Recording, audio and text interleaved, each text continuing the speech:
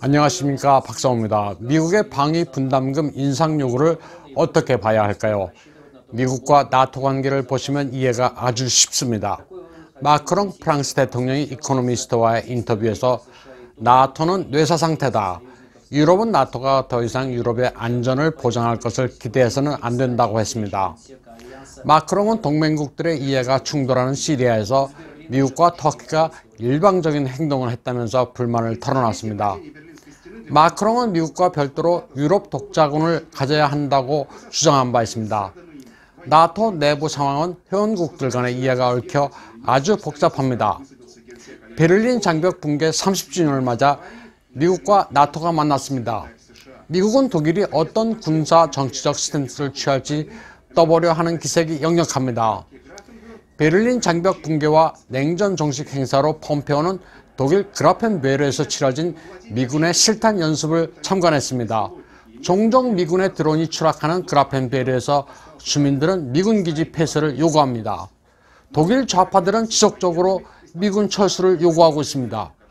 최근 미국은 베를린 시청사에 레이건의 동생을 세울 자리를 모색하고 있습니다. 레이건이 고르바초프 씨, 이 장벽을 무너뜨립시다 라고 말한 순간을 묘사한 기념 동상을 만들려 하고 있습니다. 하지만 독일 현지인들과 베를린 시 관리들은 이를 달갑게 여기지 않고 있습니다. 독일 언론들도 사정은 다르지 않습니다. 주이트 도이치 자이통은 이렇게 보도했습니다. 과거 미 국무장관이 독일을 방문하건 독일 정부가 매주 정책을 조율하기 위해 미국의 관리를 파견하건 별 관심거리는 아니었다.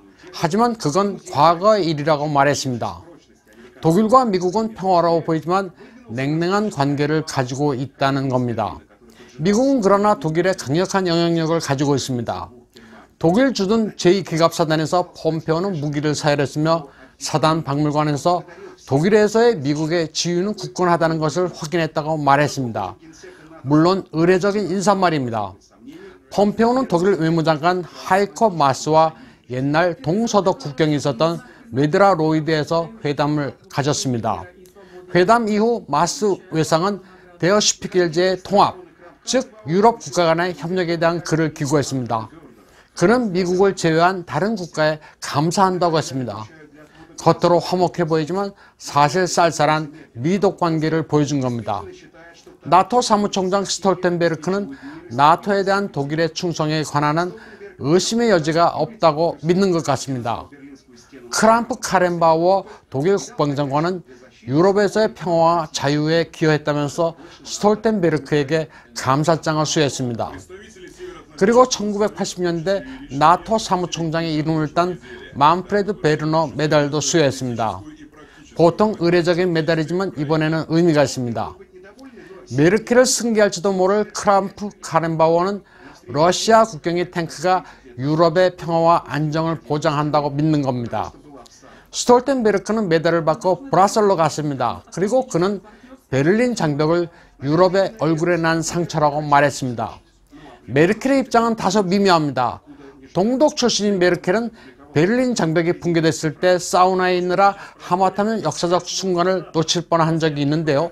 메르켈은 스톨텐베르크를 만나 나토를 소중하게 발전시켜 나가야 한다고 했습니다.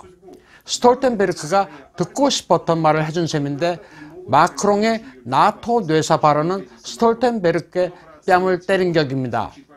난민 문제와 친러시아, 친중국 스탠스가 강해 미국이 껄끄러워하던 메르켈로서도 뒤늦게 미국의 눈치를 보는 마당에 당혹스러웠을 겁니다. 미국은 독일에 대해서도 나토 분담금을 GDP의 4%까지 올리라고 계속 압박을 가하고 있습니다.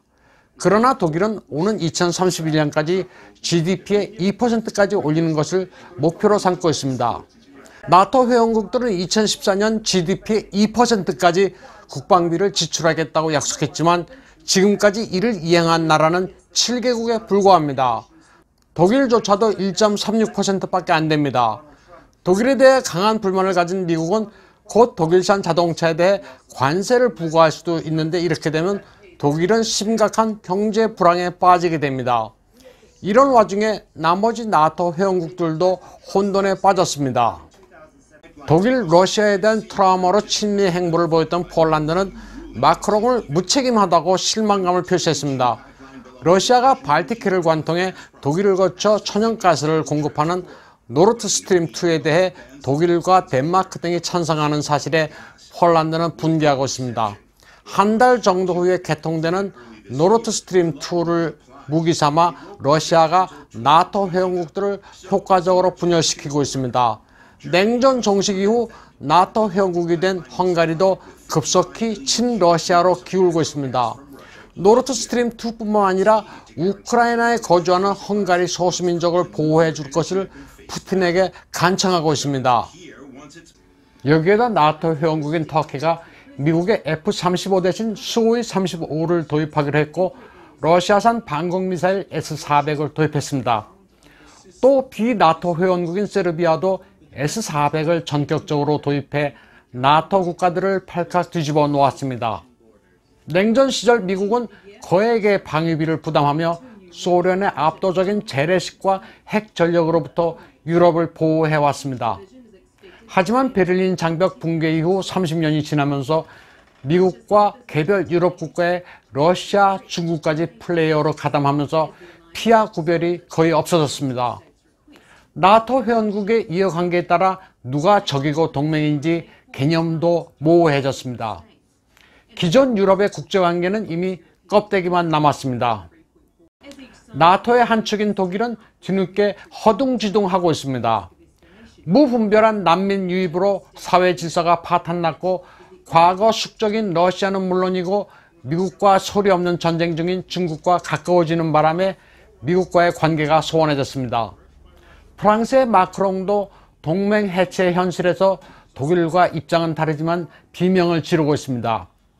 유럽이 이 지경이 된 것은 좌파 사회주의 정책 때문입니다. 하지만 유럽은 그래도 국가가 절멸하는 극도의 위기는 아닙니다. 동맹 해체의 패턴은 비슷하지만 한국은 당장 척화돼 자유민주주의가 아예 사라질 위기에 처할 수 있다는 게 차이점입니다. 미국이 요구하는 방위 분담금 5조 8천억 원이 과연 큰 금액일까요? 이미 일자리 예산 명목으로 뿌린 돈이 54조, 내년에 소위 성인지 예산으로 31조 원을 계획하고 있다고 합니다. 우리는 지구 반대편 유럽 상황을 반면교사 그 이상으로 삼아야 합니다. 오늘 방송은 여기까지 하겠습니다.